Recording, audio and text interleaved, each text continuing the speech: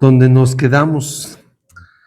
Ya estamos en la penúltimo tema de nuestra serie, el Ministerio del Espíritu Santo, que inicialmente iba a ser una miniserie de 3 y ya terminó siendo de 7. Podrían ser muchas más, pero vamos a quedarnos acá. Hemos estado viendo cómo el trabajo del Espíritu Santo va mucho más allá de ciertas manifestaciones, lo hemos repetido mucho. Es un trabajo constante que inicia desde el primer contacto con el Evangelio y que dura ese ministerio y esa labor del Espíritu Santo va a durar desde el primer contacto hasta que el Señor venga, ¿sí? Hasta el momento de la glorificación. También veíamos que nosotros sin el Espíritu Santo nada somos y nada podemos. El ejemplo más claro que tenemos de ello pues es el pueblo de Israel, que no tenía el Espíritu Santo, por eso Dios lo mandó a ser apartado de los otros pueblos. Y bueno, conocemos un poco la historia y pues no es muy buena, ¿verdad? Pero eso es lo que nosotros vemos en una persona que no tiene el Espíritu de Dios, cómo no va a poder perseverar en la fe por sí misma, como por mucho esfuerzo que pueda dar, no va a poder lograr los parámetros divinos, ¿sí? Pero es la asistencia del Espíritu Santo la que nos ayuda a perseverar, la que nos va santificando y la que nos ayuda a vivir en el Espíritu, como veíamos un poco la semana pasada, y caminamos en dependencia de Él, ¿sí? La asistencia del Espíritu Santo es la que nos va a ayudar constantemente porque nos va a ir santificando, nos va a ir ayudando y guiando en todo momento. El tema de hoy es la preservación. Y esta vez vamos a tener una enseñanza más temática que expositiva. Y vamos a empezar con Isaías 53. Ya estuvimos viendo hace rato en el discipulado mucho de Isaías 53, nunca es suficiente.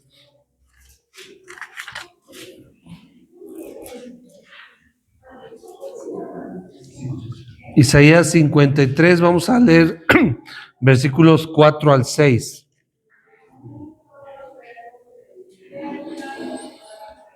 Va a ser el primer texto que vamos a abordar. Isaías 53, del 4 al 6.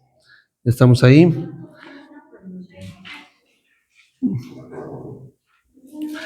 Ciertamente llevó Él nuestras enfermedades y sufrió nuestros dolores.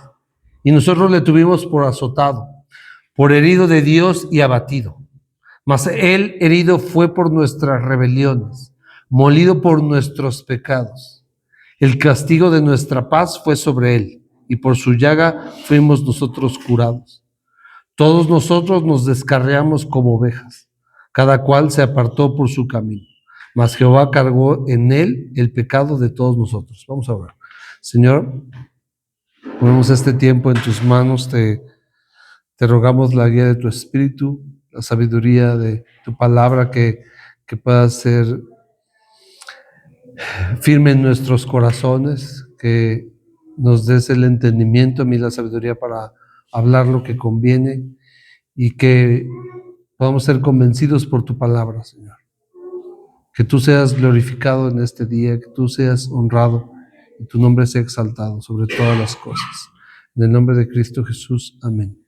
Ok, y aquí tenemos la pregunta del $1,000,000, que algunos ya hemos tratado un poquito. ¿La salvación se puede perder? Esa es la pregunta del millón. Esta pregunta ha generado debate durante siglos.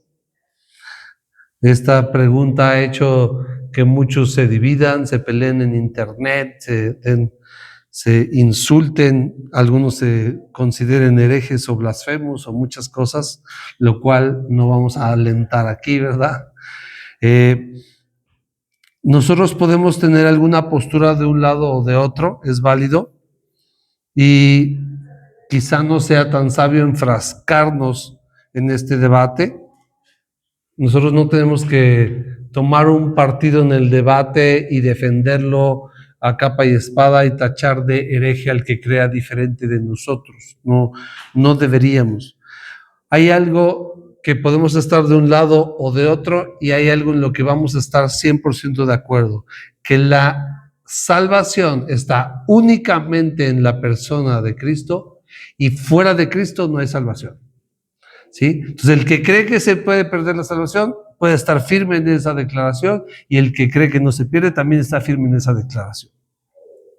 Ninguno de los dos bandos puede negarlo. Entonces, vamos a estudiar un poco ese proceso desde el inicio de cómo es la preservación del creyente, conforme a los pasajes que vamos a estar estudiando. Ahorita vamos a ver varios, no me voy a centrar como acostumbro en uno, sino vamos a ver, esta vez si creí necesario hacerlo así. Cada uno debe buscar su convicción por la palabra de estas cosas, ¿sí? No por las doctrinas de los hombres. Aquí nosotros no debemos defender las doctrinas de los hombres, la postura de una iglesia, de un grupo, de una denominación. Es qué enseña la palabra y qué tengo yo convicción por la palabra. No es que el pastor enseñó esto, entonces esto lo creo. No importa lo que el pastor crea, importa lo que la palabra enseñe. Y esa debe ser nuestra postura. Y si yo tengo convicción por esto, por la escritura, está bien. A mí me pasó hace muchos años con un hermano que no estaba de acuerdo en una doctrina que yo estaba enseñando y él dijo, está bien, se vale pensar diferente. Le digo, si tú tienes convicción por la palabra, está bien. Ese es el punto, debemos tener convicción por lo que enseña la escritura. Entonces, vamos a ver un par de pasajes. Este es el primero. Como veíamos justamente en el discipulado, va un poco de la mano, algunas cosas que vamos a ver, pero este pasaje que se escribió aproximadamente 700 años antes de Cristo, de Isaías 53, habla de la promesa de un redentor. Dios prometió que habría un redentor y que en Cristo, nosotros ya lo vemos, iban a ser cargados nuestros pecados, fueron cargados. Ellos apuntaban hacia adelante, nosotros apuntamos hacia atrás y el centro siempre es Cristo, siempre es la cruz. Entonces, Dios prometió desde de antemano. Veíamos estos pasajes hace un rato que nos conmueven y está bien. Yo les decía a los demás que Isaías 53 es un pasaje que no me he atrevido todavía a predicar. Le tengo mucho respeto. Me encanta y en algún momento lo voy a predicar, pero le tengo mucho respeto. Entonces ahorita no lo voy a predicar, los voy a citarlo un poquito. Todavía le tengo, y no es que le vaya a perder el respeto, ¿verdad? Me gusta mucho, pero es un pasaje muy, muy grande y muy grande para mí. Pero en ese pasaje veíamos hace rato y vemos en todo Isaías 53 cómo Dios cargaría el pecado de toda la humanidad sobre el Mesías. Y cómo dice, Jehová quiso quebrantarlo, dice más adelante. Dios mismo es el que quiso quebrantar a su propio Hijo. Él cargó el pecado de todos nosotros en Él y lo castigó en nuestro lugar. ¿Sí? ¿Y qué es lo que sucedió? Jesús bebió toda la copa de la ira de Dios. ¿Y qué sucedió con la ira de Dios? Quedó satisfecha. La ira de Dios fue satisfecha en la cruz. O sea, ¿por qué empezamos a partir de aquí para tomar una postura acerca de la salvación, la seguridad, se pierde, no se pierde, todas esas cosas? Porque este es el eje central. O sea, en la cruz fueron pagados todos nuestros pecados. ¿Cuántos pecados? Todos. Trillones, dice mi hijo. Tienes razón. Todos nuestros pecados fueron pagados en la cruz por Jesús. ¿Sí? Entonces, Él cargó nuestros pecados en Cristo. Esta pequeña frase, en Cristo, la vamos a repetir mucho. Y es sumamente importante durante toda nuestra vida. Todo es en Cristo. Sin Cristo y fuera de Cristo, absolutamente nada. Entonces en Cristo fueron cargados los pecados, nuestros pecados fueron cargados en Él. Él fue castigado en nuestro lugar y esa es la única razón por la que un ser humano puede ser perdonado. porque es donde se manifiesta la justicia de Dios, es como dice Romanos 3, ¿no? Entonces, apuntamos a eso. Dios dice que habiendo pasado por alto los pecados pasados, con la mira de manifestar su justicia. Así que Él es el justo y el que justifica, al que es la fe de Jesús. Entonces, cuando nosotros nos adherimos a Jesús, nuestros pecados son pagados, son castigados y somos declarados justos. Ya hemos estudiado un poco ese término. Hay una declaración de justicia y ya no hay más cargo por el pecado. Esto es muy importante para entender el tema de hoy. Por eso es la base. Porque todos los pecados han sido cubiertos y somos declarados justos delante de Dios por causa de Cristo. Es un veredicto jurídico, ¿sí? Porque a veces hay gente que dice, es que justificado es que Dios dijo, pues es que estos son bien sonsos, entonces los justificaba. No sé, ese es usando el término de una manera muy coloquial, es un lenguaje jurídico, ¿sí? Donde Dios como juez castiga, la condena es saciada y Dios declara justo al que es de la fe de Jesús. Vamos a otro punto. Ese fue la promesa de un redentor. Punto número 2, dice la consumación de la redención. Vamos a Juan 19. Vamos a estar viendo varios textos hoy. Es importante que respaldemos bien esto con la escritura. Juan 19, 28. Juan 19, Evangelio de Juan 19, capítulo 19, verso 28. Estamos hablando de la muerte de Jesús.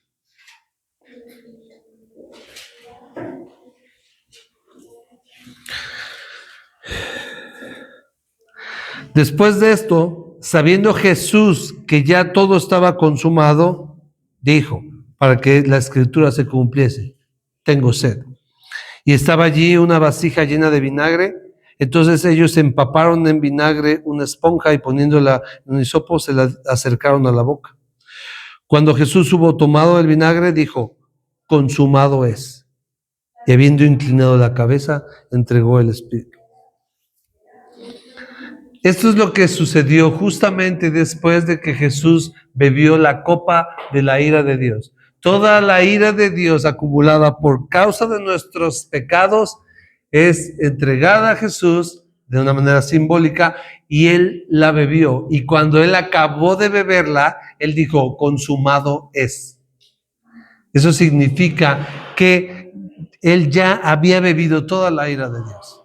Toda la ira de Dios había sido descargada sobre Jesús. Por eso es que veíamos hace rato también que el Padre se aleja de alguna manera de Jesús. Por eso Él clama, Padre, ¿por qué, Dios mío, ¿por qué me has desamparado? Porque por causa del pecado, dice Corintios, que al que no conoció pecado, por nosotros lo hizo pecado.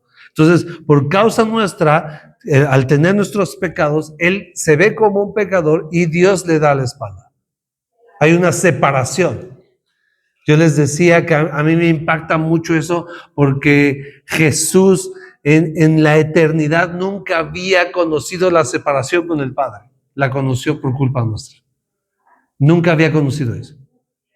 Sin embargo, por causa del pecado, a mí yo veo esa expresión, se me hace una expresión tan espontánea de ya sabía que iba a pasar esto, pero es, ¿por qué me has desamparado, no? Había una separación del Padre con el Hijo que nunca en la eternidad había sucedido. Él no conocía, no había sentido nunca eso. Pero fue por causa nuestra. Entonces, ¿qué sucede? La ira de Dios es saciada en Cristo. Castigó a Él. El castigo que nosotros merecíamos, Él lo recibió. Él se puso en nuestro lugar. Por eso cuando hablamos de la justificación, poníamos ese ejemplo. Es un intercambio, es lo que se conoce como la muerte vicaria. ¿sí? Nosotros estamos aquí y somos culpables, Jesús está aquí y Él es justo.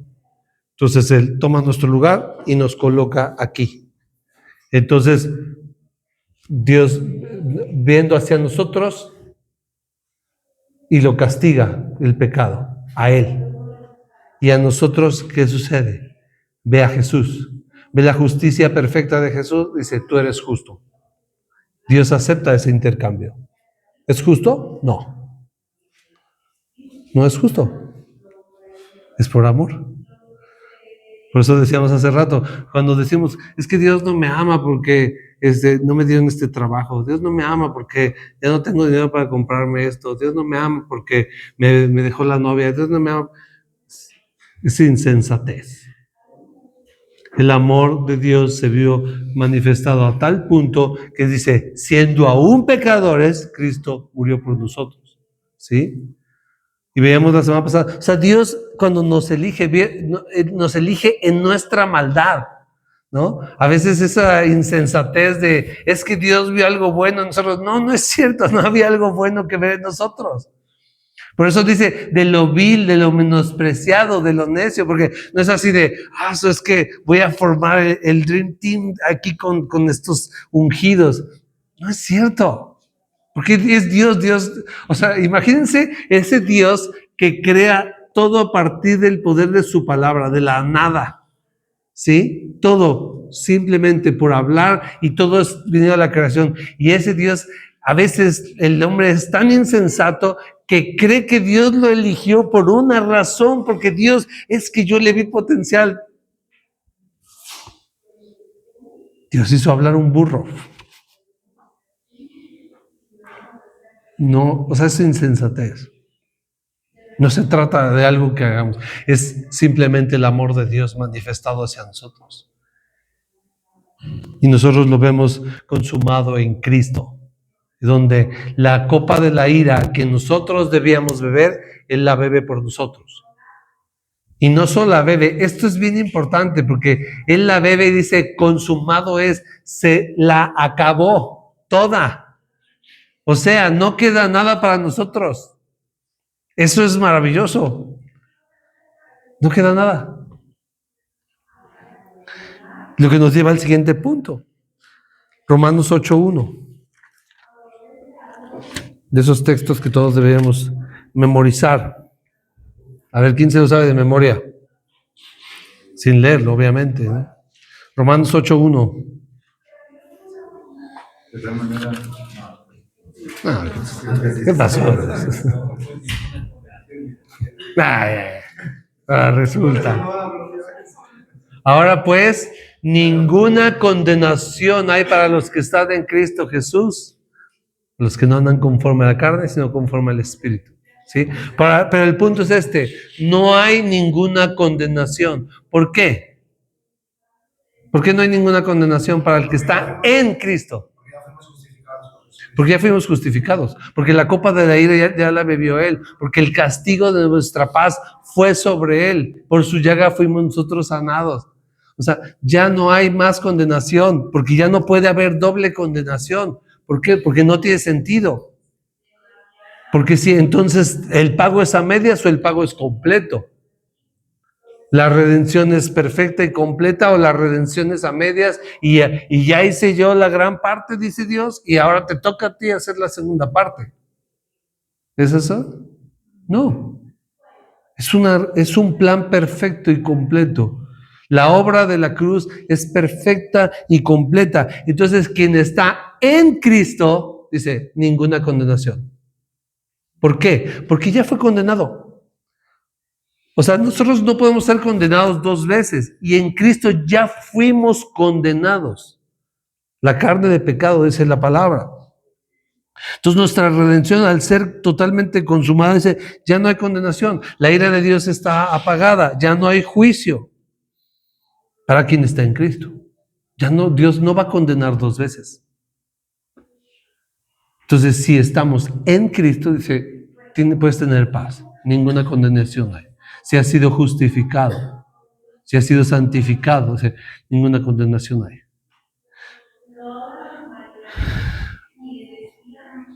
Nos lleva al punto 4, no por obras. Efesios 2, 8 y 9, otro texto que deberíamos conocer de memoria. ¿Alguien se lo sabe?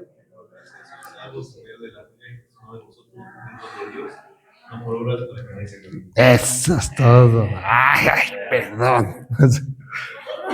Es un texto maravilloso que debemos tener. O sea, todos estos textos deberíamos tenerlos muy arraigados. Lo que veíamos el viernes cuando estudiábamos, que estábamos platicando y llegamos a tocar lo de la armadura de Dios.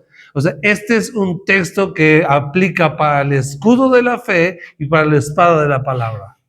Ninguna condenación. Cuando Satanás llega a acusar, ¿qué es? Ninguna condenación hay para los que estamos en Cristo. Y sacamos el escudo y sacamos la palabra, la espada de la palabra. Pero si esa espada no tiene filo porque no sabemos nada, pues va a ser difícil defendernos, ¿no? Entonces, es un regalo. ¿Qué es la gracia? Es un regalo inmerecido de Dios en Cristo. Otra vez, ¿sí? Es inmerecido, es en Cristo, no es fuera de Cristo. Por eso dice, no por obras para que nadie se gloríe. Porque entonces, ¿qué es lo que sucede con mucha gente? Si tú le preguntas a mucha gente, si tú te mueres hoy, ¿a dónde vas? ¿Al cielo o al infierno? Y mucha gente tiene la insensatez de decir, pues yo creo que al cielo, ¿no? ¿Por qué? Bueno, pues porque pues, no soy malo, hago buenas cosas, hago buenas obras. Entonces, es la gloria para él, ¿no? Entonces, yo me estoy ganando el cielo. Pero cuando tú los confrontas a la luz de la ley de Dios, pues resulta que no. Yo así me ha tocado varios casos que digo, bueno, tú, no, pues yo creo que al cielo, porque pues es, ok, vamos a ver. Entonces vamos a la ley. ¿Has robado alguna vez? ¿Has mentido alguna vez? ¿Has adulterado? ¿Has visto una mujer y la has codiciado? ¿Has tomado el nombre de Dios en vano?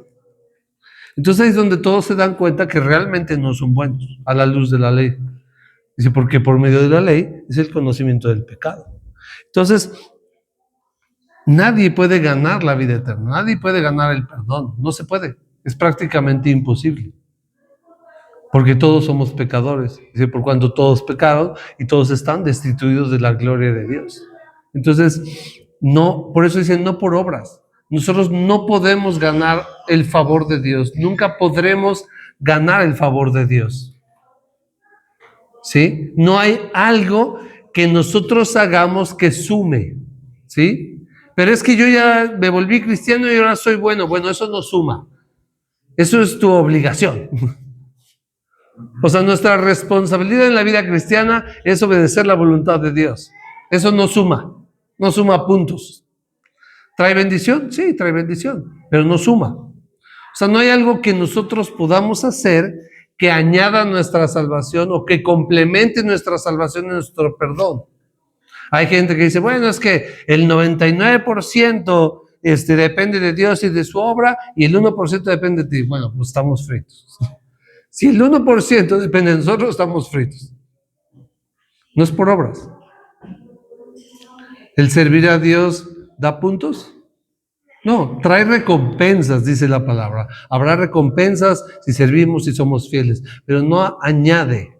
No hay nada que se... O sea, debemos entender que hablamos de una obra perfecta y completa, consumada en la cruz, que solo Dios puede hacer. Hablábamos hace rato también. O sea, que el único que podía hacerlo era Jesús, porque Él es el que representa al hombre, porque Él es totalmente hombre, y Él representa a Dios, que es totalmente Dios. Entonces Él representa la parte ofensora y la parte ofendida. Por eso Él es el único mediador entre Dios y los hombres. No hay nadie más. Entonces no hay algo que nosotros podamos hacer. Lo poco que hacemos nosotros, veíamos la semana pasada, lo hacemos por la asistencia del Espíritu Santo. Si nosotros de repente somos un poco obedientes, o deberíamos serlo mucho, en Cristo, es porque Él puso de su Espíritu, como decía la promesa de Ezequiel, y haré que anden en mis mandamientos y en mis estatutos, los pongan por obra. Entonces, Él dice, yo haré, o sea, no, ni siquiera ustedes. Entonces, nada de lo que hagamos, solamente es gracia. Y es algo que debemos abrazar mucho, porque eso nos debe llevar a ver nuestra condición para agradecer infinitamente a Dios que por su misericordia hemos sido perdonados y redimidos. Por eso es que la gloria es para Él. ¿Sí? Por eso dice, no por obras para que nadie se gloríe, porque si mi esfuerzo es lo que da, yo me voy a gloriar. Voy a decir, bueno, y cuando yo quiera entrar al cielo, decir, bueno, Señor, me lo gané. No. Por eso nosotros le damos la gloria a Dios. Por eso lo que hagamos es para la gloria de Dios, no con falsa humildad, ¿no? Recibiendo la gloria y así como que dándosela un poco a Dios, no. O sea, el hecho de que sirvamos, el hecho de que yo predique, el hecho de que hagamos lo que hagamos para el evangelio, para la iglesia, es todo para la gloria de Dios. Y todo es por medio de Él y para Él. Todo se trata de Él. Por eso decíamos, si a mí me quitas el Espíritu Santo, yo no podría hablar estas cosas. Ni mucho menos con fluidez. Por eso les he dicho, no me gusta hablar en público. Entonces a Carlos le quitas el Espíritu Santo y estaría aterrado aquí al frente. Entonces todo es la gloria de Dios.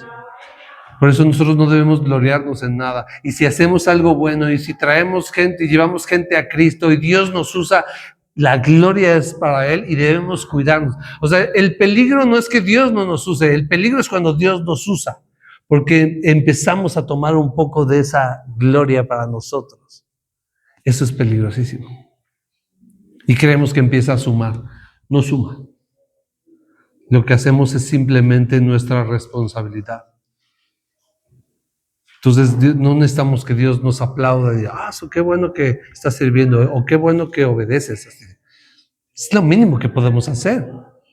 Por eso el apóstol Pablo en Romanos, después de explicar todo el evangelio, desglosarlo y hablar todas estas maravillas, en el capítulo 12 les dice, les ruego por las misericordias de Dios que presenten sus cuerpos en sacrificio vivo, santo y agradable a Dios. Es su culto racional. Si entendiste todo eso, entendiste el evangelio, lo más racional que puedes hacer es entregarte a Cristo y decir, Señor, heme aquí, envíame a mí. Esa es la respuesta consciente de alguien que ha entendido el evangelio de manera correcta. Señor, ¿qué quieres? Como Pablo, ¿qué quieres que haga, Señor? Seguimos conectando. Vamos ahora a Filipenses 1:6. Otro texto, a ver quién se lo sabe ese. Filipenses 1:6. Está fácil, está fácil.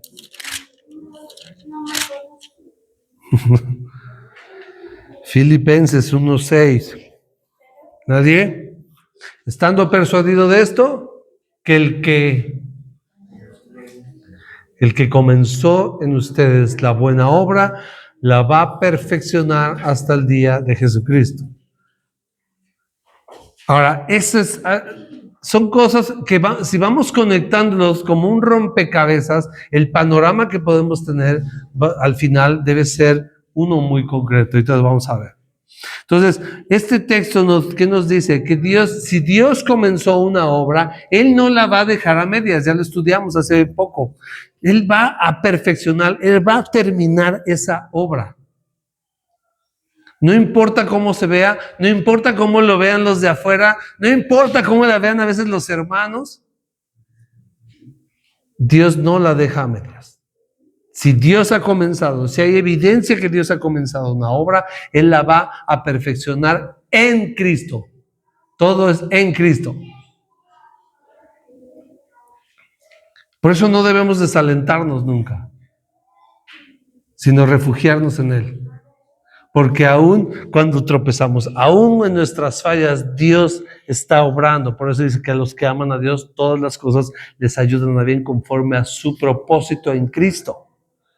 Esa es la idea del pasaje. Entonces Dios va perfeccionando. Y si de repente hay algún tropiezo, Dios lo va a usar para perfeccionarnos. Dios no espera de nosotros perfección. Sería ilógico. O sea, Dios nos conoce. O sea, nadie espera la perfección de nosotros, menos Dios. Si Dios nos conoce bien. Pero ¿qué dice? Que Él nos va a perfeccionar, que estamos en un proceso. ¿Y ese proceso cuánto dura, hermanos? ¿Los primeros 3 años de nuestro caminar cristiano? No, los primeros 5, porque los 5 ya debemos ser perfectos, ¿no? 10 y nada más. Toda la vida. Es un proceso que dura toda la vida. Aquel que no va siendo perfeccionado, que no sigue aprendiendo a pesar de los años que tenga, es alguien que no está siendo perfeccionado y no debería ser, porque todos seguimos aprendiendo, todos seguimos tratando, seguimos estudiando. Yo sigo estudiando. Hay gente que de repente me dice, es que cambiaste. Pues sí, porque estoy aprendiendo y de repente me di cuenta que había entendido mal un pasaje o alguna doctrina no lo entendía correctamente. Entonces corrijo, simple, no pasa nada, porque estoy siendo perfeccionado y todos somos siendo perfeccionados día a día. El chiste es también dejarnos perfeccionar, dejarnos moldear por las buenas. Platicamos el otro día. A mí me gusta por las buenas, hermano. Yo cuando veo algo así, digo, Señor, por las buenas, porque por las malas no me gusta. Cuando Dios quiere tratar algo, lo va a tratar. ¿Por las buenas o por las malas? Y esa es una elección nuestra. Cuando Dios está marcando algo y Dios así, identificamos. Yo el consejo que les doy es, Señor, por las buenas. Señor, a ver, Señor, sé más claro. Y vamos a la palabra. ¿Quiere tratar conmigo estas cosas? Ok, voy a ser sensible a eso. ¿Por qué? Porque por las malas nos va a estrujar. Va a salir algo bueno, pero va a doler. Entonces yo soy de la filosofía de si puedo evitar eso, lo evito. Hay veces que no. Hay veces que Dios va a tratar durante el tiempo y va a decir, no, esto va a tardar. Se los digo por experiencia. Entonces, pero es algo bueno. Estar en las manos de Dios siempre va a ser algo bueno. Ser tratado por Dios siempre va a ser algo bueno. Él quiere perfeccionarnos. Él quiere, ¿qué es lo que quiere forjar en nosotros? Ajá. Pero que nos parezcamos a Cristo. Ese es el propósito. Hacernos conforme a la imagen de su Hijo. Y entonces, eso es un proceso que va a durar mucho tiempo, porque algunos nos parecemos mucho menos a Cristo que otros. Entonces va a tardar. El chiste es avanzar y entender esto. Por eso es de esos pasajes que tenemos que tener grabados, porque es entender que Él va a perfeccionar su obra. Él no deja nada a medias, aunque se vea. Y nosotros, cuando estudiamos este pasaje, algo que veíamos es que nosotros no debemos estar juzgando a los demás, porque cometemos mucho eso dentro de la iglesia. Vemos ciertas cosas y dice, hermanos, que tú deberías. No sabemos, Dios está tratando otras cosas que Dios considera más importantes que cosas superficiales que a veces nosotros vemos. Entonces a veces no lo hacemos en amor. Estudiábamos justamente un poco eso el viernes, que debemos ayudar en amor, debemos restaurar en amor, considerándonos a nosotros mismos, ¿sí? Entonces podemos ayudar, sí, pero que sea ayuda y no señalamientos. Así de, hermano, yo veo que como que no agarras la onda. No, hay que tener paciencia, hay que tener amor, hay que estar ahí para ayudarnos, para orar, estar atentos a ciertas cosas, pero no juzgando. O no juzgando de manera hipócrita, veíamos el viernes con Mateo 7. No es no juzgar nunca, no es no discernir, sino hacerlo con justo juicio y hacerlo con amor y no en juicio condenatorio o hipócrita donde yo soy muy bueno para ver la paja en el ojo ajeno a 3 kilómetros, pero no puedo ver la viga atravesada en el mío. Eso es peligroso. Pero dice, quita la viga y ya cuando estés listo, ayuda a tu hermano. Hay que ayudar, pero en amor. Entonces, entendiendo que Pablo por eso le dice a los filipenses, yo estoy persuadido que el que comenzó en ustedes la buena obra la va a perfeccionar hasta el día de Jesucristo. Y eso debemos alentarnos unos a otros. Vemos que empezó la obra de Dios, pues la va a perfeccionar. Y nosotros no somos mejores asistentes que el Espíritu Santo. Entonces no somos la policía espiritual. Pero ¿cómo va a ser perfeccionada? En Cristo. ¿Sí? Siguiente punto. Romanos 8. Nada nos puede separar de Él. Texto maravilloso. Romanos 8, 28.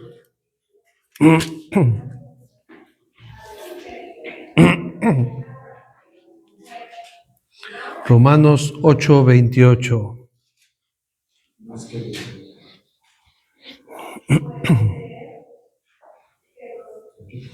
Quien se sepa del 28 al 39 de memoria lo exentamos del discipulado. Y sabemos que a los que aman a Dios, todas las cosas les ayudan a bien. Esto es, a los que conforme a su propósito son llamados.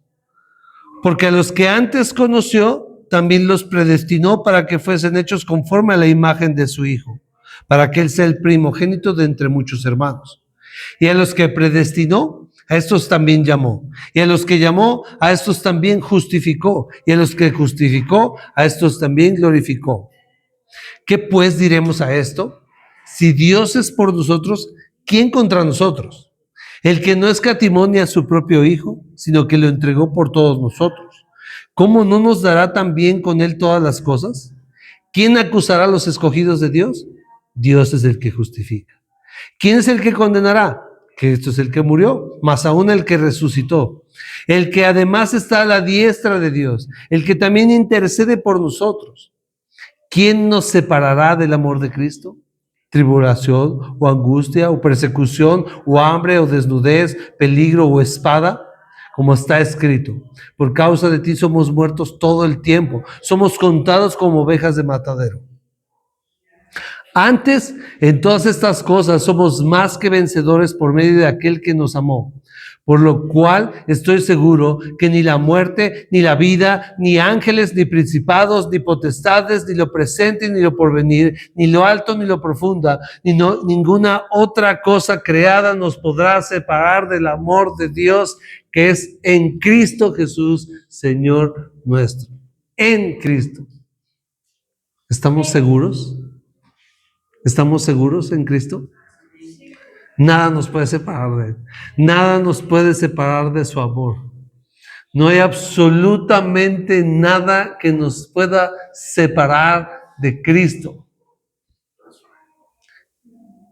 Eso debe ser mucho aliento para nosotros y mucho descanso.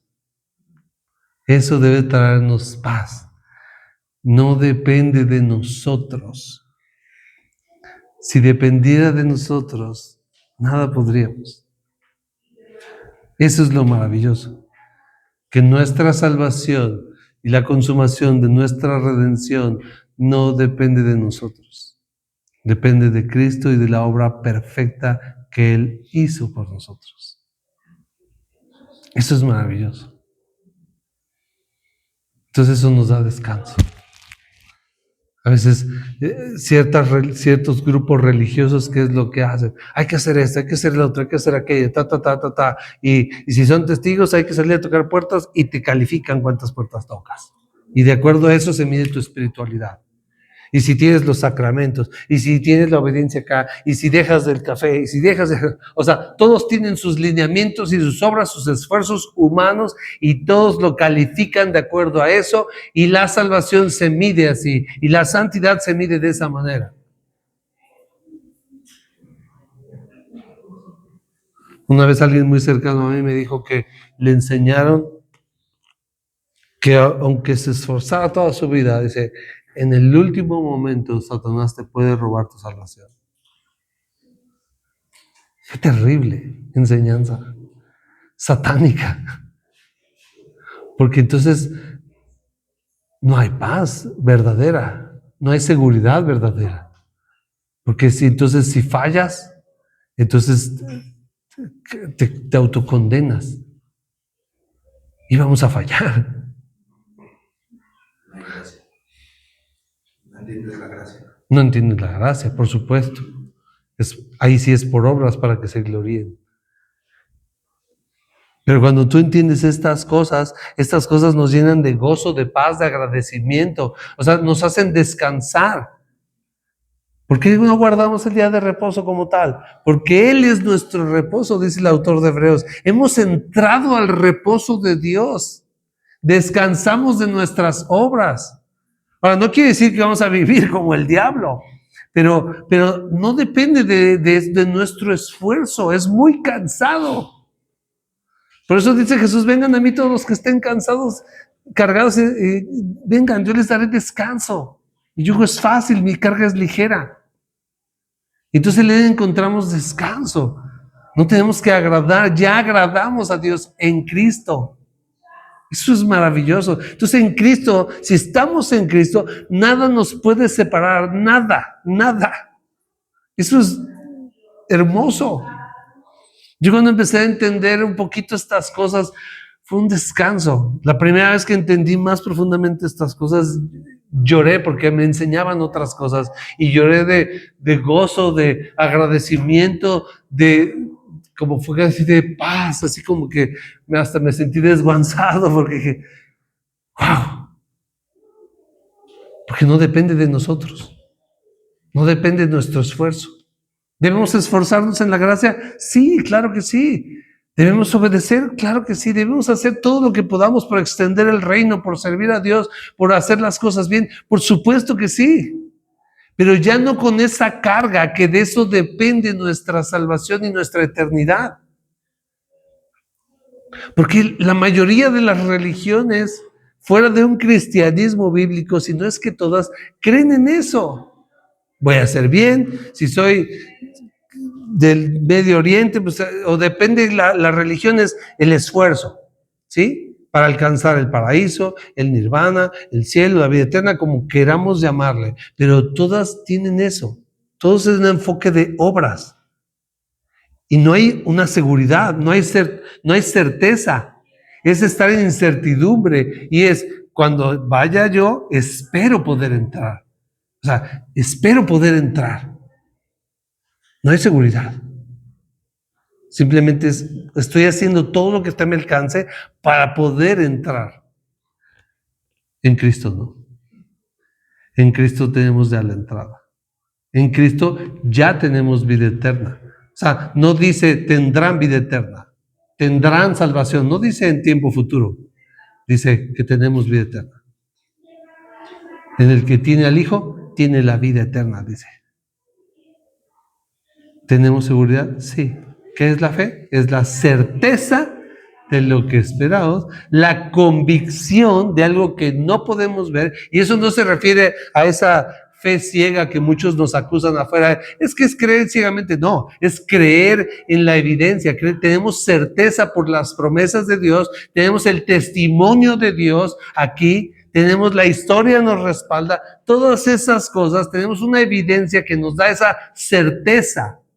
No es creer ciegamente porque me da la gana, porque mi corazoncito... No sé, la fe no es eso. La fe nunca ha sido eso. La fe es confianza en qué. Por eso Pablo, en Romanos 15, cuando habla de la resurrección de Jesús, ¿qué es lo primero que hace? Citar a los testigos. Cita testigos. Se apareció primero a Cefas, después a los 12, después a 500 hermanos a la vez, después a mí como un abortivo. O sea, habla de testigos que vivían aún durante ese tiempo y que podían desestimar el testimonio de Pablo. ¿Alguien se acuerda? Punto extra para el que diga cómo empieza Primera de Juan. Pregunta de examen. No, ese es Juan, el Evangelio. No, primera carta de Juan. No. Lo que hemos visto, lo que hemos palpado, lo que hemos contemplado, tocante al verbo de vida. O sea, está hablando de una certeza, de una persona, somos testigos, que es lo que veíamos hace rato. Nosotros hemos sido testigos, no podemos callar. Entonces la fe no es algo que yo creo nada más ciegamente, sin evidencia. La fe es justamente porque hay evidencia. Es confianza, por eso se ha malinterpretado el término fe. Entonces nosotros podemos descansar en todas estas cosas. ¿Por qué podemos tener esta paz de que nada nos puede separar de su amor? Porque justamente el Mesías prometido llegó en la persona de Jesucristo, pagó por nuestros pecados, la ira de Dios fue consumada y ya no hay condenación para nosotros. En Cristo estamos siendo perfeccionados. Y es por gracia, no por obras. Entonces descansamos y por eso tenemos esa fe. Entonces, si yo tengo la seguridad de que cuando muera en ese instante voy a la vida eterna, no es porque sea bueno, es porque Él dio su vida por mí. Es la única razón por la que un ser humano va a entrar a la vida eterna. Por la obra perfecta y consumada de Cristo en la cruz. Entonces, es en Cristo. ¿Alguien se va a querer presentar por sus obras? Bueno, adelante, suerte. Es que yo hice muchas cosas. Bueno, yo vivo una vida, suerte.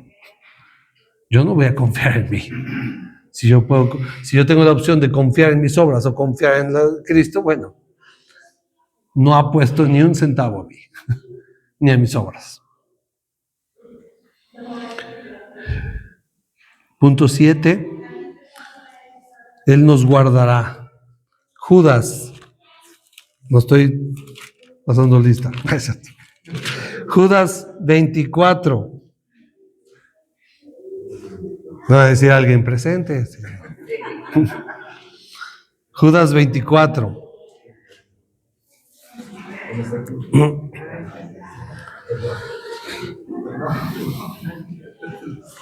Judas 24.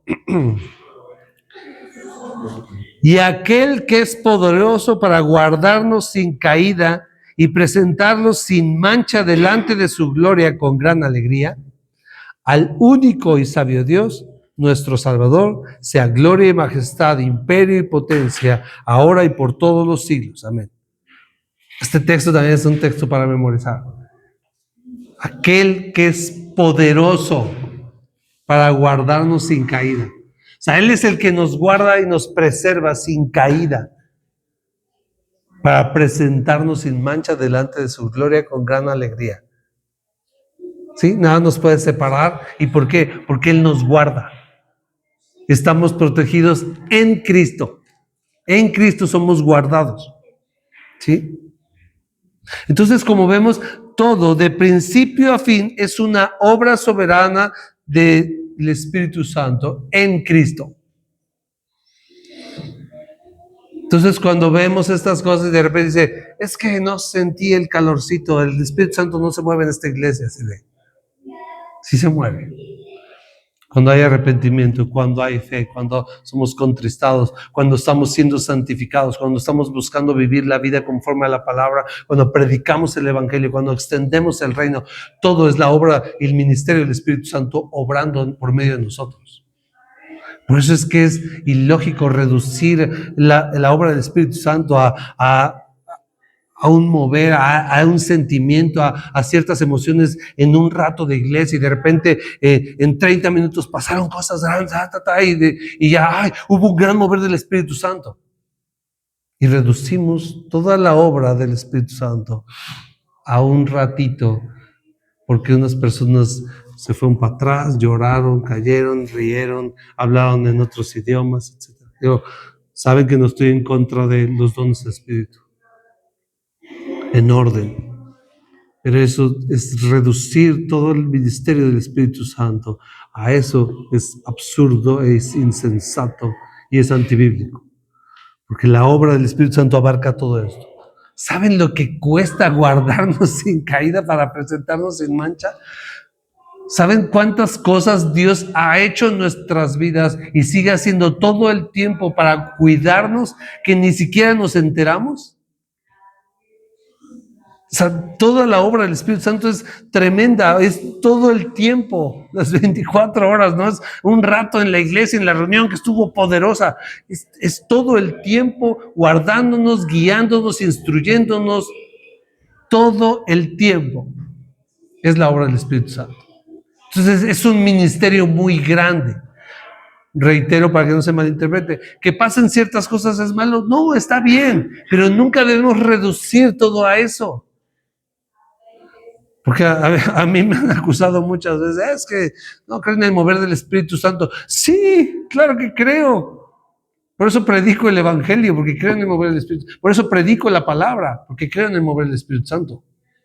Pero creo que el mover del Espíritu Santo es muchísimo más de lo que algunos piensan. Entonces, si nosotros tenemos este cuadro como unas piezas de rompecabezas y al armarlo, ¿qué es lo que vemos? ¿Vemos seguridad de salvación o vemos incertidumbre de salvación? Es seguridad, porque está en Cristo, nuestra salvación está en Cristo. Entonces, por eso algunos creemos, ¿se puede perder la salvación? Es imposible que se pueda perder la salvación. Porque ahí hablamos de una obra perfecta y consumada en Cristo, y todo lo que vimos es ese cuadro que nos puede dar seguridad. Ahora, hay que ser justos. Ahorita vamos a ver un par de pasajes nada más de manera rápida, que justamente son los que usan para hablar de que la salvación se puede perder. Ahora, aquí la pregunta es, ¿hablamos de perder la salvación o de apostasía? Que puede ser sinónimo de alguna manera para algunos, pero algo que sí podemos puntualizar es que en Cristo nuestra salvación es totalmente segura. También, como dice otro pasaje, nuestra vida está escondida con Cristo en Dios. Está escondida, está guardada. Entonces, por estas razones, yo creo que la salvación es imposible que se pueda perder. Jesús también dijo en Juan 10, dice, mis ovejas que me dio mi Padre, dice, nadie las puede arrebatar de mi mano. Nadie puede. ¿Sí? O sea, Él es poderoso para guardarnos. Él es poderoso para preservarnos. Y porque entonces el perder la salvación es ir a otra condenación. Entonces la primera ya no funcionó, la obra de Cristo ya se quedó a medias, fuimos condenados en Cristo, pero entonces si acá se pierde, entonces sí hay condenación otra vez. Entonces esa es la parte que a veces no logramos ver. Ahora vamos a ver rápido 3 textos y me voy a centrar en el último, que son de los más fuertes que se usan para hablar de que la salvación se pierde. El primero es Segunda de Pedro. Segunda de Pedro 2:20. Y hay que ser justos, podemos tratar de mostrar algunos pasajes para ver qué nos dicen y qué podemos entender. Segunda de Pedro, ¿qué? 2:20. Ahí atrásito donde estábamos. Ciertamente, si habiéndose ellos escapado de las contaminaciones del mundo por el conocimiento del Señor y Salvador, Jesucristo, y enredándose otra vez en ellas, son vencidos, su postrer estado viene a ser peor que el primero, porque mejor les hubiera sido no haber conocido el camino de la justicia, que después de haberlo conocido volverse atrás del santo mandamiento que les fue dado.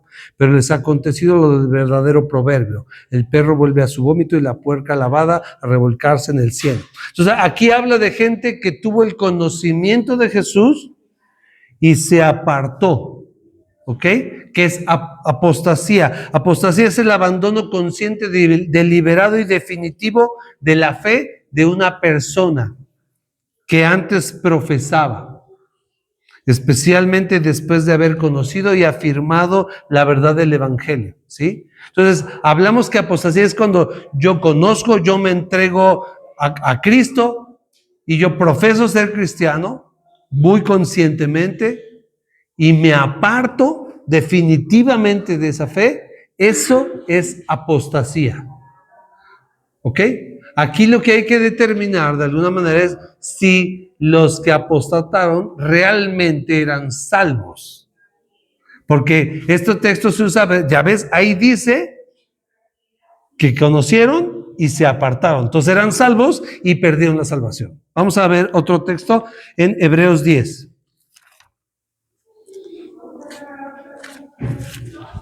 Hebreos 10:26.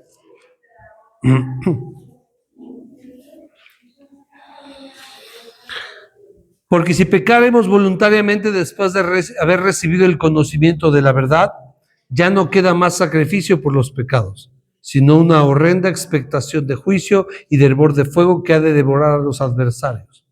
El que viola la ley de Moisés por el testimonio de 2 o 3 testigos muere irremisiblemente. ¿Cuánto mayor castigo piensan que merecerá el que pisoteare al Hijo de Dios y tuviere por inmunda la sangre del pacto en la cual fue santificado e hiciere afrenta al Espíritu de gracia? Este texto es uno de los textos también más fuertes que se hablan de una persona que tuvo la salvación y se alejó, entonces la perdió su salvación. ¿Sí? Es otro ejemplo de apostasía. Último pasaje, ahí mismo en Hebreos, en el capítulo 6, verso 4. Este, a mi juicio, es el versículo de los versículos más fuertes que se pueden citar para defender que la salvación sí se pierde. ¿Sí? O sea, este texto es así como de los más contundentes para decir, ahí sí enseña que la salvación se pierde. Fíjense, verso 4, 6:4, porque es imposible que los que una vez fueron iluminados y gustaron del don celestial y fueron hechos partícipes del Espíritu Santo y asimismo gustaron de la buena palabra de Dios y los poderes del siglo venidero y recayeron, sean otra vez renovados para arrepentimiento, crucificando de nuevo para sí mismos al Hijo de Dios y exponiéndolo a vituperio. Ahora, este pasaje es fuerte porque enseña que hubo personas que fueron iluminadas, que gustaron del don celestial, que fueron hechos partícipes del Espíritu Santo, que gustaron de la buena palabra y de los poderes del siglo venidero. Dice que estas personas que vivieron eso, dice, y recayeron, dice, es imposible que estén renovados para arrepentimiento. Sí, porque tendrían que crucificar otra vez a Jesús para sí mismos y exponerlo a la vergüenza pública. Este texto es fuerte. Pero fíjense cómo dice más adelante, versículo 7. Porque la tierra que bebe la lluvia, que muchas veces cae sobre ella y produce hierba provechosa, aquellos por los cuales es labrada, recibe bendición de Dios. Pero la que produce espinos y abrojos es reprobada, está próxima a ser maldecida y su fin es ser quemada.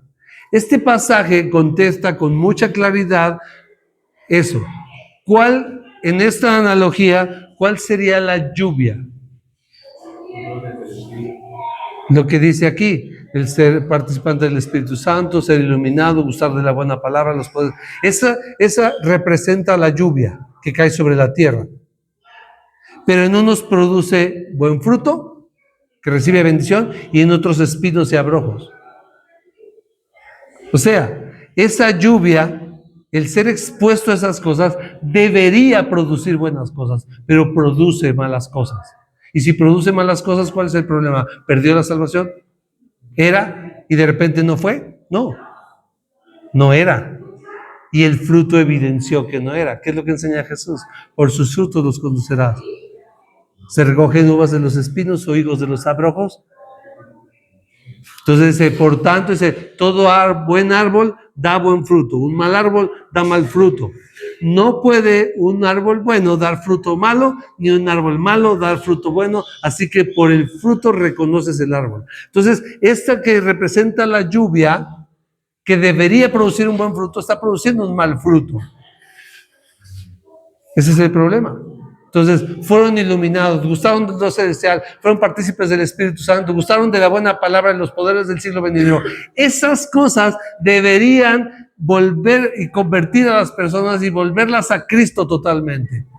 Sin embargo, no lo hicieron. ¿Por qué? Porque la simiente no era buena. La semilla que había en ellos no era buena. ¿Y qué es lo que hizo? Produjo otras cosas.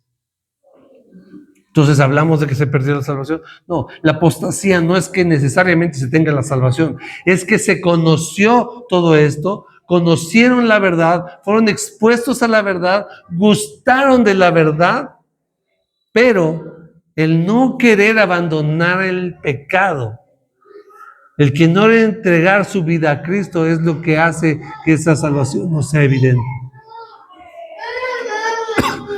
O lo podemos contestar con Primera de Juan. Primera de Juan, capítulo 2, versículo 18. No, Juan el discípulo.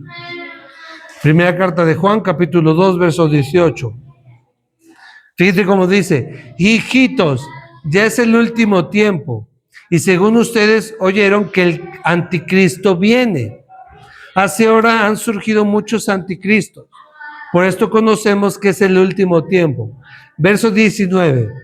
Salieron de nosotros, pero no eran de nosotros. Porque si hubiesen sido de nosotros, habrían permanecido con nosotros. Y esto sucede para que se manifieste que no todos son de nosotros. ¿Sí?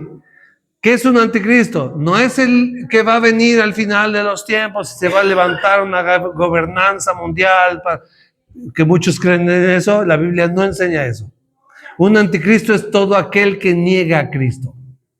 Y en el tiempo de Juan ya había muchos anticristos, es lo que dice Juan.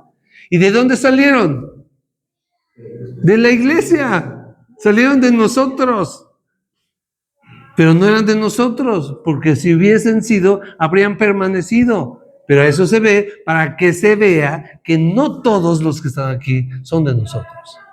Entonces, la apostasía no es alguien que recibió la salvación y que fue nacido de nuevo. Es alguien que estuvo expuesto a toda la verdad del Evangelio, a toda la gloria de Dios, y que vio la luz y no fue a la luz, porque sus obras eran malas.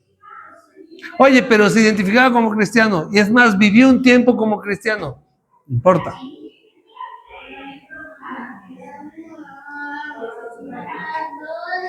Entonces siempre habrá gente en medio de la iglesia que no pertenece a Cristo. No es el que profesa ser cristiano el que es cristiano. Es el que vive como cristiano. Es justamente lo que enseñó Jesús. No todo el que me dice Señor, Señor entrará en el reino de los cielos, sino el que hace la voluntad de mi Padre que está en los cielos. Muchos me dirán aquel día: Señor, Señor, no echamos fuera demonios en tu nombre, no hicimos milagros en tu nombre, no sanamos enfermos en tu nombre, no predicamos tu palabra en tu nombre, no íbamos a la iglesia todos los domingos en tu nombre, no hacíamos muchas cosas en tu nombre. No decíamos a todo el mundo que éramos cristianos y en las redes sociales publicábamos que éramos cristianos. Y yo les declararé en aquel día: apártense de mí, nunca los conocí, hacedores de maldad. ¿Cuál era el problema? Que decían ser cristianos, pero no vivían como cristianos. Ese era el problema. ¿Y dónde estaban? En medio de ellos. El que digan Señor, Señor, está diciendo a alguien que profesa que Cristo es el Señor. No era así de, es que cree que el Señor, no. Es alguien que está en medio de la iglesia que dice, Jesucristo es el Señor. ¿Y se va a ir al cielo por eso? No. Porque no vive conforme a la voluntad de Dios. Porque no vive conforme a la voluntad del Padre. Porque dice Primera de Juan también, el que dice que cree en Él debe andar como Él anduvo. Ahora, no hablamos de perfección. No hablamos, es que debe ser perfecto. No. Hablamos de congruencia. Soy congruente en lo que creo con lo que vivo. Se empieza a ver a Cristo en mí. Borroso, pero se empieza a ver. Veamos los frutos, tan bien verdes, pero se ven frutos. Y si peco, me arrepiento. Y me refugio en Cristo, me refugio en Dios. Hijitos míos, estas cosas les digo para que no pequen. Pero si pecan, tienen abogado para con Dios, a Jesucristo el justo. Él es la propiciación de nuestros pecados. Y no solo de los nuestros, sino de todo el mundo. Pero no se trata de vivir. Hay una diferencia entre practicar el pecado y vivir en el pecado a tener tropiezo. Hay una diferencia. Si yo vivo practicando el pecado, no importa cuánto vaya a la iglesia, cuánto lea la Biblia, cuánto ore, cuánto ayude a los demás. No importa, porque no es por obra. Pero la fe se ve manifiesta en las obras. Entonces, no es por obras para que nadie se gloríe, pero también Santiago nos dice que la fe sin obras es muerta. Porque la fe verdadera, la salvación verdadera, va a dar un buen fruto y va a dar evidencia de buenas obras. ¿sí? Porque una persona que ha nacido de nuevo, ahora sus afectos y sus deseos han cambiado. Ahora quiero hacer la voluntad de Dios. Ya no quiero hacer las cosas de antes, ahora quiero hacer lo que Dios le agrada. ¿Por qué? Porque el corazón ha cambiado, porque el corazón de piedra ha sido quitado y ha sido puesto un corazón de carne. Entonces el deseo es diferente. Deleítate a sí mismo del Señor y Él concederá los deseos de tu corazón. ¿Y cuáles son los deseos de un corazón regenerado? Hacer la voluntad de Dios, ser como Cristo. Por eso Dios concede sus anhelos. Porque dice, es que yo quiero ser más como Jesús. Y Dios dice, esa es una buena oración que voy a contestar. Te voy a perfeccionar. ¿Sí? Pero si el deseo de mi corazón es, quiero tener casas y millones y hacer cosas y esto y otro, bueno, no es un corazón regenerado. Y Dios no concede los deseos del corazón, que no están alineados a su voluntad. Entonces, el problema no es necesariamente que alguien pierda la fe, más bien muestra que la mayoría de las veces, o si no todas, nunca ha tenido una salvación. Entonces no se puede perder algo que no se ha tenido. ¿Parecía que se tenía? Sí. Pero la apostasía siempre va a ser algo que parecía que se tenía y se abandonó. Y hubo conciencia. Ojo, no hablamos que apostasía no es conciencia. El peligro de la apostasía es que hay conciencia. Yo reconozco que esto es verdad, reconozco que Jesús es el Mesías, reconozco que murió por mis pecados, reconozco que hay que hacer la voluntad de Dios, pero deliberadamente me voy al mundo. Lo que le pasó a Demas. ¿Alguien se acuerda quién es Demas? Ya lo hemos dicho, ya lo he dicho. Demas firma aproximadamente 2 o 3 cartas junto con Pablo. No se habla mucho de Demas. Podríamos pensar que Demas profesaba la fe, por supuesto. No creo que cualquier pelajustán que estuviera ahí firmara una carta con Pablo, ¿verdad? Pero está con Pablo. Y cuando escribe a otras iglesias, aparece el nombre de Demas. Y es muy a propósito de parte de Dios. Porque después, en la segunda carta a Timoteo, la que se considera la última carta de Pablo, ya al final dice Pablo que ya está a punto de morir, que ya está listo para entregar los guaraches. Y dice, Demas me ha desamparado, amando más este mundo, y se fue a Tesalónica. ¿Podríamos pensar que Demas era bautizado? Yo estoy 100% seguro que sí. No creo que alguien anduviera con Pablo durante mucho tiempo y no fuera bautizado. Es más, yo creo que Pablo, al permitir que su nombre saliera en una carta, yo creo que Pablo podría decir, yo meto mis manos al fuego de que este es de Dios. ¿Y qué es lo que sucedió? Se apartó, amando más a este mundo.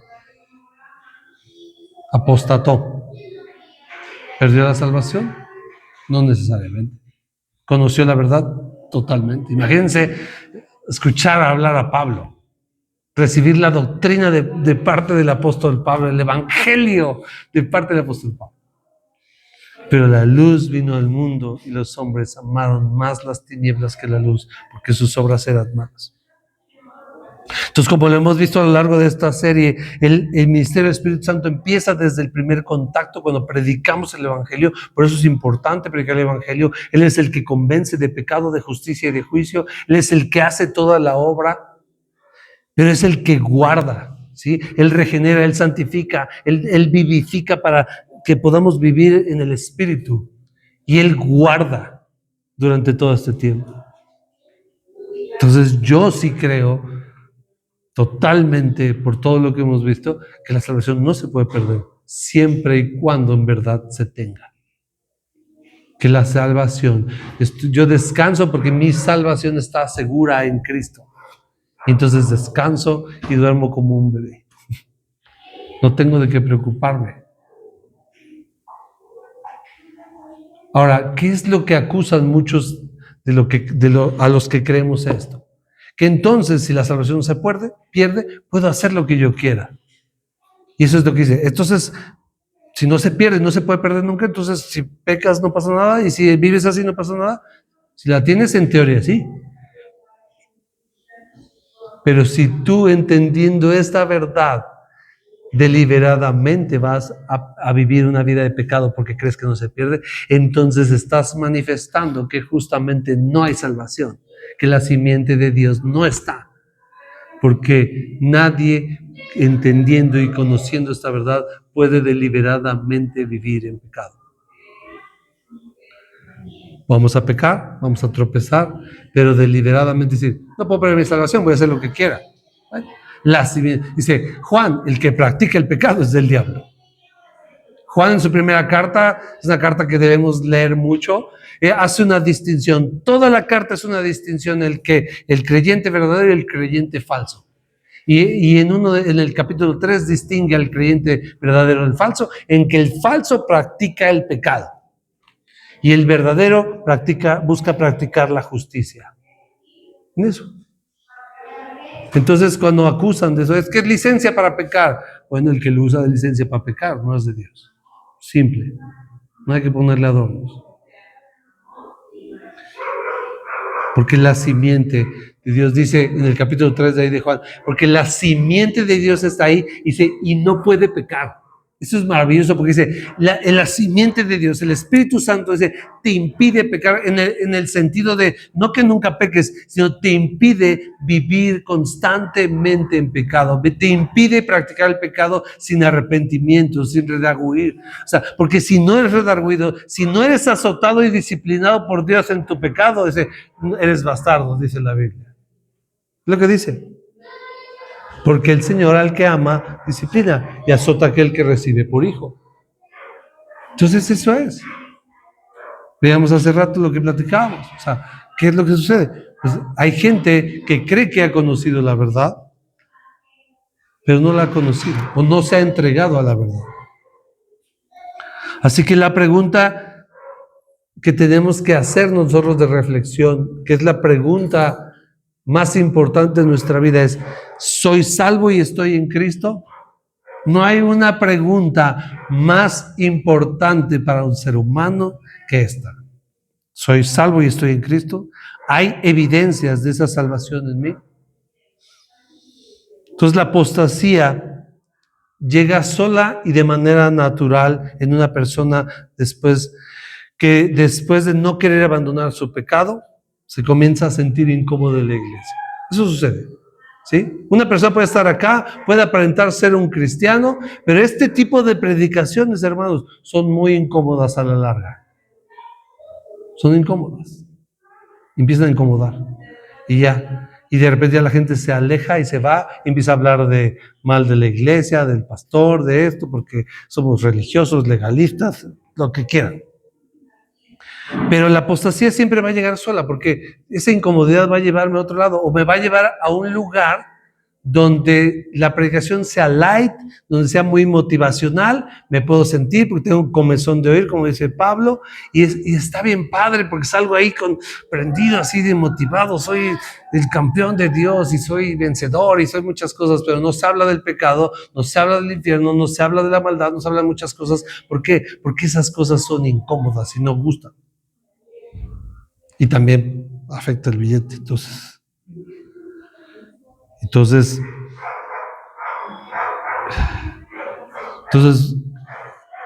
a veces nunca hubo frutos simplemente. Y si no hay frutos es peligroso.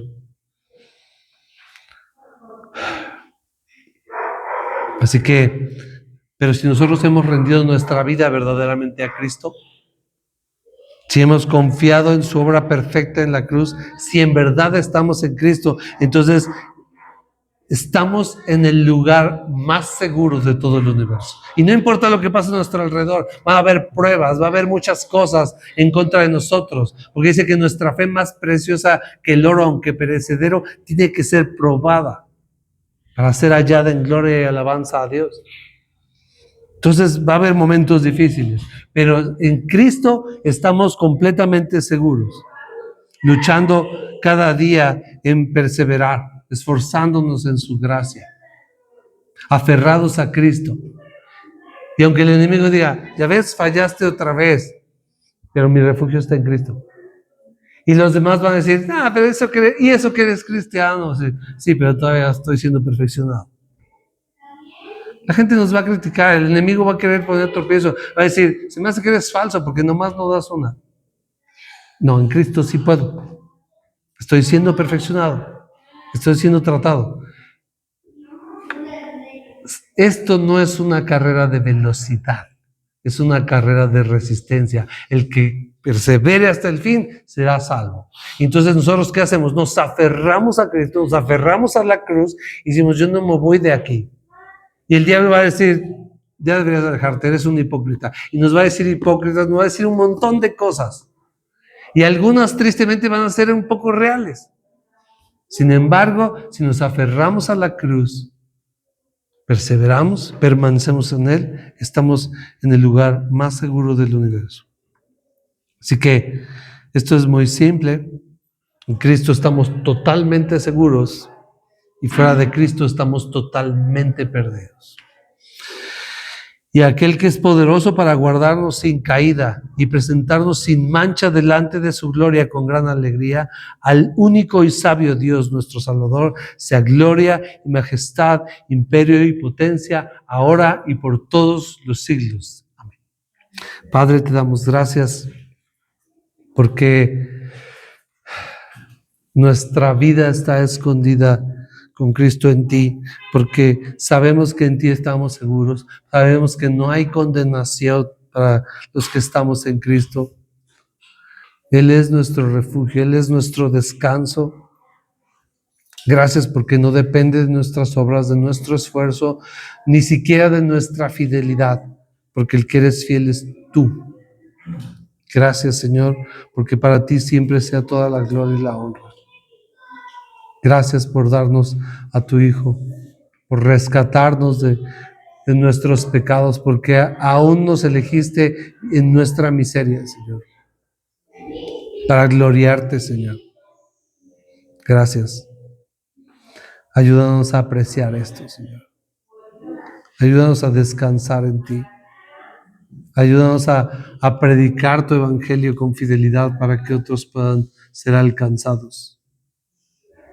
Para que tu reino sea extendido y tu nombre sea glorificado y exaltado, Señor. Gracias por esa salvación tan grande que tú has puesto. Te ruego por los que puedan estar dudando que esta palabra que está en tu palabra sea afirmada en sus corazones para que encuentren paz y descanso.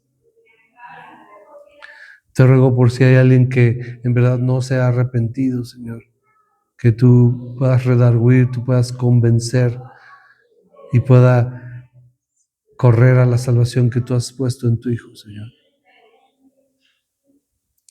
Te pido que podamos ser una iglesia fiel a tu palabra, a ti, y que podamos hablar estas excelentes noticias a los que nos rodean, Señor, para la gloria de tu nombre. Cristo Jesús. Amén.